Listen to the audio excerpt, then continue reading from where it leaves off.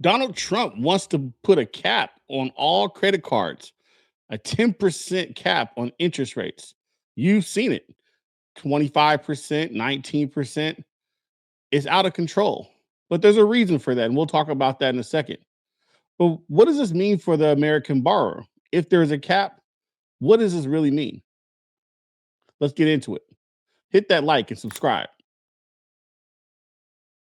Says he wants to put a limit on credit card interest rates. Trump says credit card companies are ripping off the American public and is calling for a one-year cap on interest rates at 10% beginning as soon as January 20th.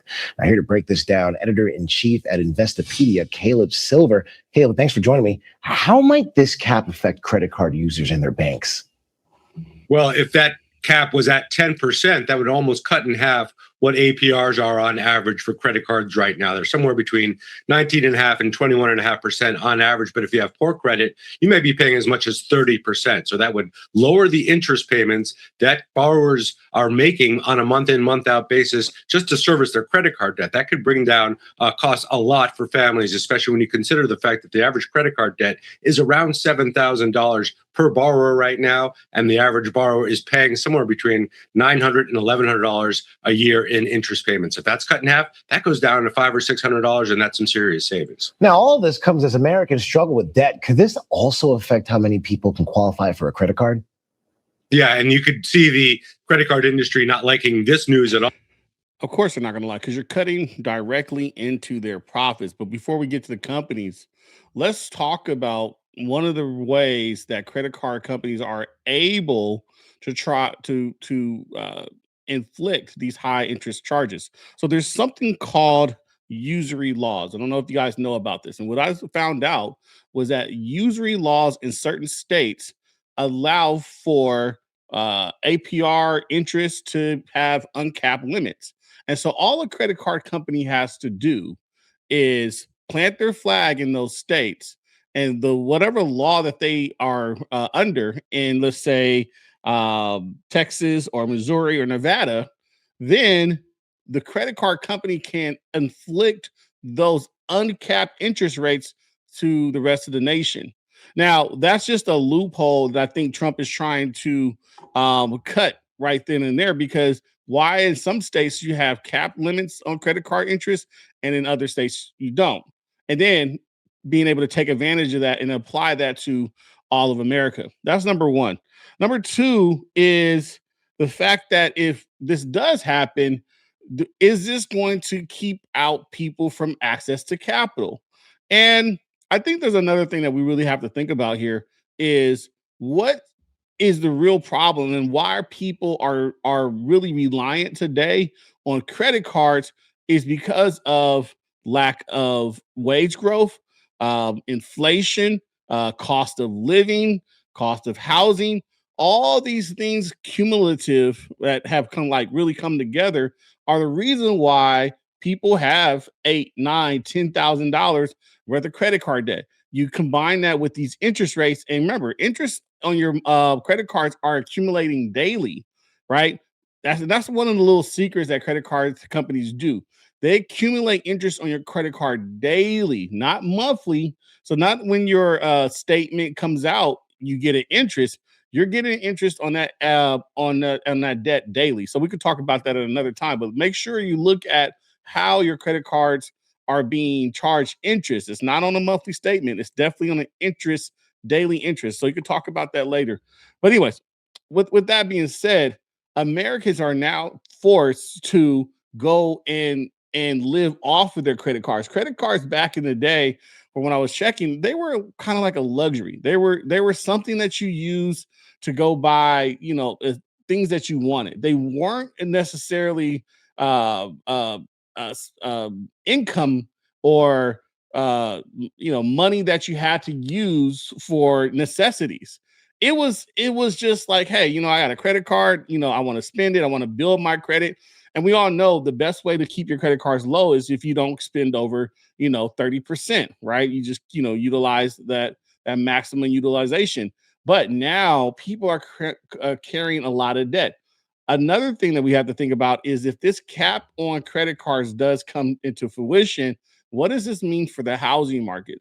What does this mean for the student loan companies, right? Because all of this is going to play a role in other sectors. If this were to go through either through executive action or through legislation. So what would they do? They would tighten lending standards, and that would push borrowers who don't have good credit, who they don't want to lend to, out to other services like buy now, pay later, or payday loans, which could be a little bit And more we all dangerous. know that the buy now, pay later thing is taking a whole nother shape on its own, right? I mean, the fact that a lot of people are purchasing airplane tickets and groceries and, um, paying bills with buy now, pay later is really affecting how credit card companies I think are going to move forward in the future, right? And this is a sad thing about it. I don't even remember when the buy now, play later ideas and the companies Carla and some of these other companies came out.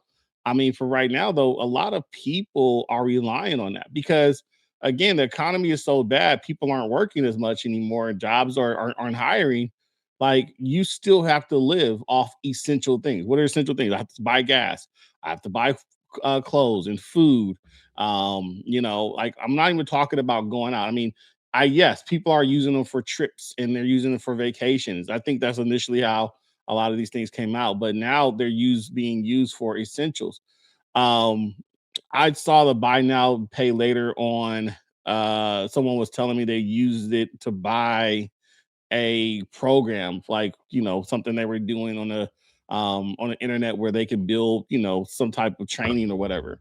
Like, now that reality is coming. And remember, the only thing though about those, I do think though that the interest rates on those are actually going to be affected too, because I mean, maybe you guys can tell me, what is the interest rates on these buy now, pay later? Let's find out. Just on the buy now, pay later, because usually that's a short term situation where you're going to pay within a few weeks, is 0%. So that's one thing. They might have a small fee.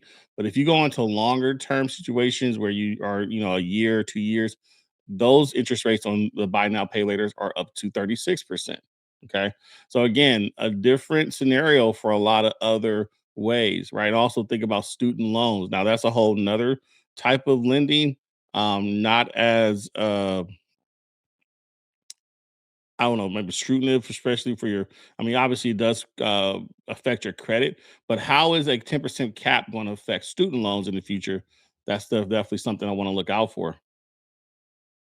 So the credit card industry and the banking association, the big lobby that backs this industry, does not want this to happen at all. Yet this is a campaign promise that Trump made while he was on the campaign tour coming in to office this year, and he'd like this to go into place, as you said, by January 20th. One thing I have to say, I mean, like him or hate him, he's doing what he said he's going to do, right?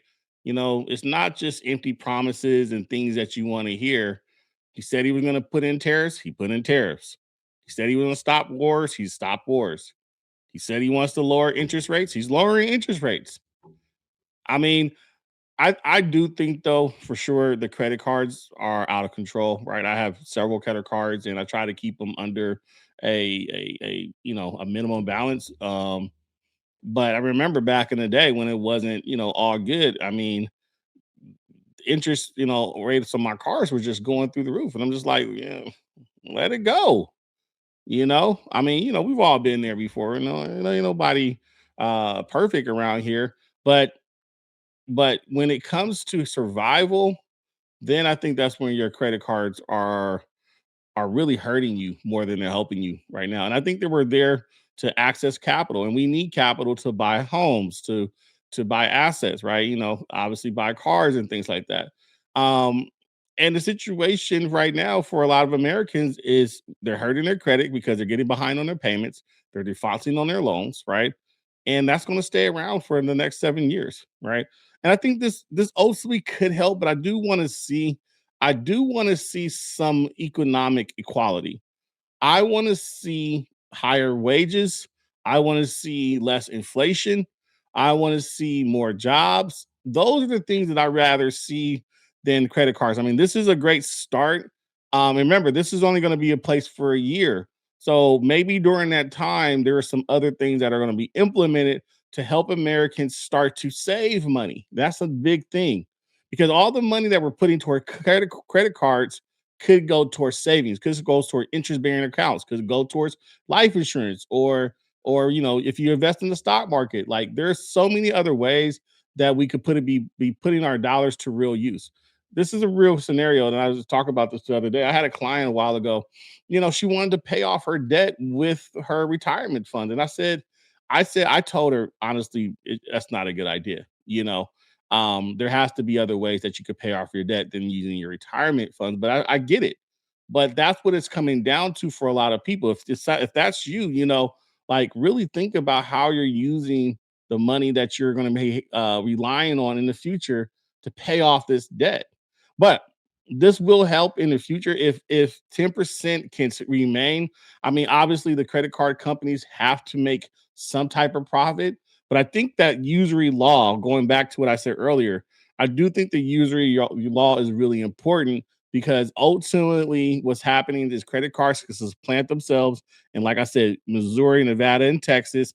And because they are uncapped limits on how much, interest can be charged on lending, that's what they're able to do in across the nation. So maybe there should be one federal law on mandate or how much interest rates can be capped. Maybe the legalities in some of those states can be rolled out to all states. I don't know. But again, 10% for sure would be a start, but I think there's a lot of other things that have to be done to make sure that people have economic equality in the United States of America.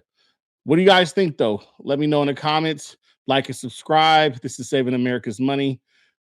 Be strong, be safe, and continue to save America's money. Peace.